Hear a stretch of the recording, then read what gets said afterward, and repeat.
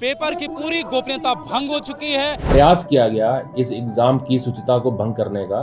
System को manage करने वाला कौन है? युवाओं के भविष्य के साथ खिलवाड़ नहीं होने देंगे। इसको बेसिकली पेपर लीक नहीं कह सकते आप। 3 पन्ने बाहर निकले हैं जो क्वेश्चन पेपर का, जैमर सभी सेंटर में हमारे रहते हैं। उनके बीच जो बात हो रही है 15 लाख की, उस 15 लाख में पटवारी बनने की बात हो रही है। इसमें कौन कौन लोग मिले हुए हैं, इसकी उच्च स्तरीय जांच सीबीआई से होनी चाहिए। उन पर निगरानी रखी जाए, तो उसके लिए जहाँ पर स्पेशल टीम जो साइबर कमांडो ट्रेनिंग वाले हैं वो भी निगरानी रखते हैं।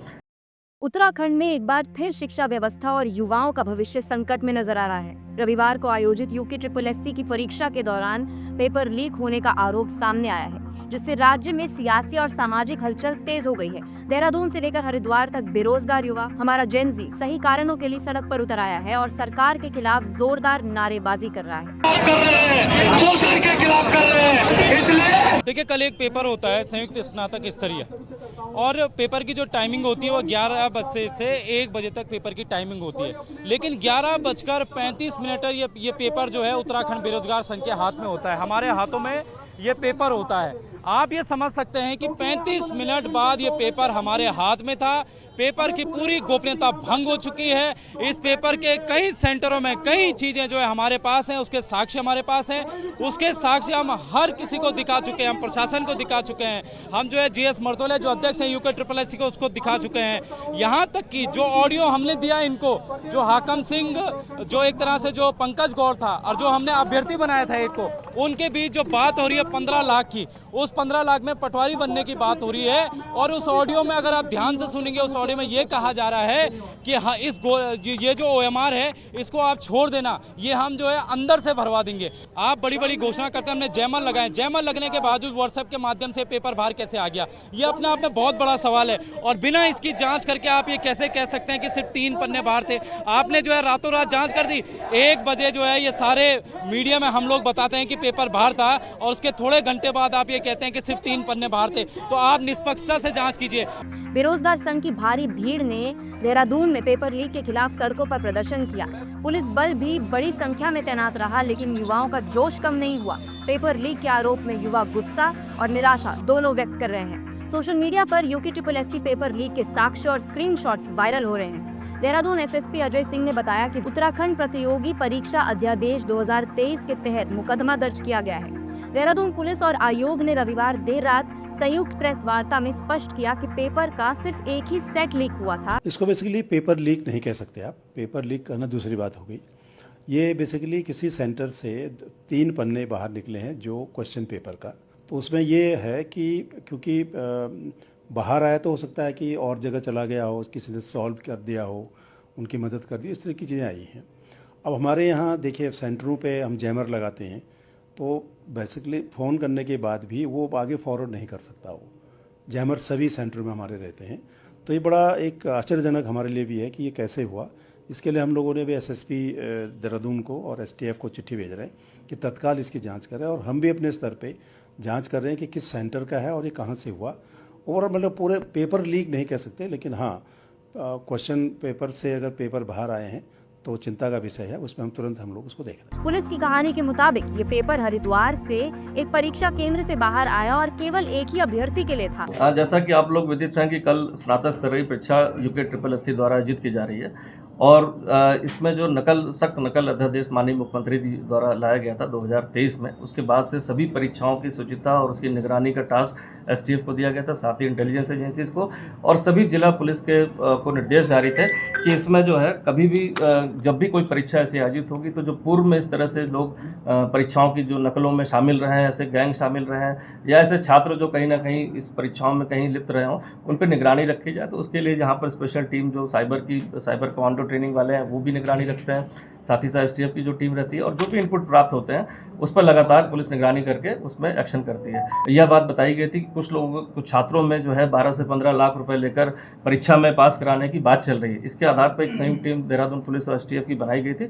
इसके बाद जो है कुछ छात्रों से इसमें जो नंबर आए थे STF के पास, उनसे वेरिफिकेशन किया गया, और उस वेरिफिकेशन के आधार पर छात्रों से पूछताछ की गई तो एक संदिग्ध नाम बताया गया कि उनका कोई जानने वाला इस तरह की बातें करता है कि जो 12 से 15 लाख देंगे तो हम इस परीक्षा में आपको पास करा सकते हैं। इसके बाद की जानकारी में जो टीमें लगी तो उसमें जो हाकम सिंह का नाम आया, इसमें जो लड़का था पहले पंकज गौड़ से पूछताछ उसने बताया कि वो हाकम सिंह के पुराना जानने वाला है।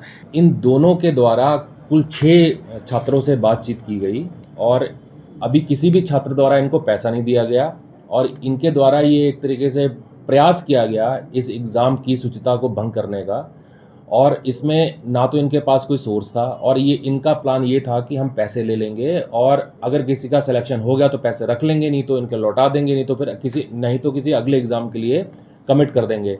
भ्रम फैलाने के लिए ये प्रयास किया गया और इसमें कोई संदेह नहीं है कि कल का एग्ज़ाम बिल्कुल ट्रांसपेरेंट है। और इसमें ये जो प्रयास किया गया, इन लोगों को अरेस्ट करके इनके खिलाफ केस लिखा गया। इसके अतिरिक्त जो पहले भी इस प्रकार के प्रकरण में जो लोग प्रकाश में आए हैं या जेल गए हैं, उन सारे लोगों को राउंड अप करके आज पूछताछ की जा रही है। इसके अतिरिक्त और जनपदों में भी काफ़ी सारे सस्पेक्ट को थाने चौकियों पे बुला के एसटीएफ द्वारा, जनपद पुलिस द्वारा पूछताछ की जा रही है। पुलिस अधिकारियों का ये भी दावा है कि इसके पीछे कोई बड़ा गिरोह नहीं है, इसलिए परीक्षा की शुचिता पर सवाल नहीं खड़े होते।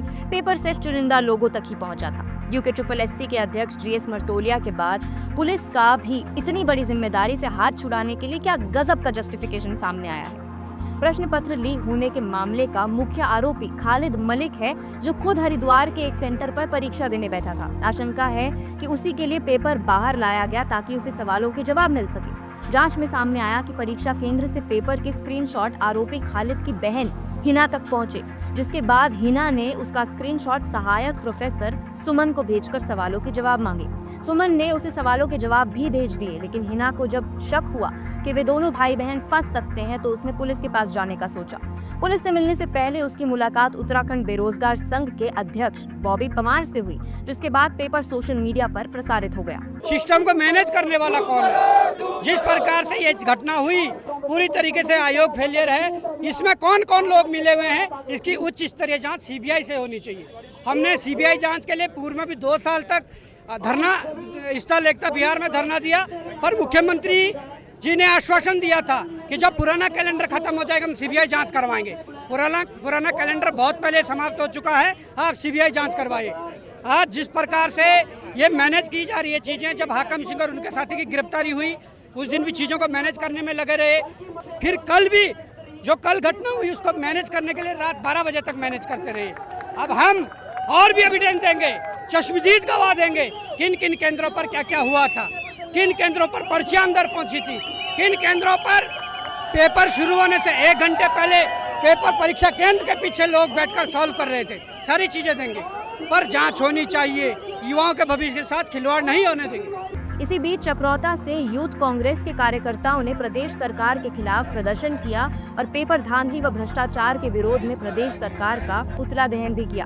कार्यकर्ताओं का कहना है कि बार बार हो रही पेपर लीक की घटनाएं युवाओं के भविष्य के लिए खतरा है। प्रदर्शन में मुख्यमंत्री और सरकार पर भी आरोप लगाए गए। कार्यकर्ताओं ने चेतावनी दी कि अगर सरकार ने जल्द कदम नहीं उठाए तो आंदोलन और तेज किया जाएगा।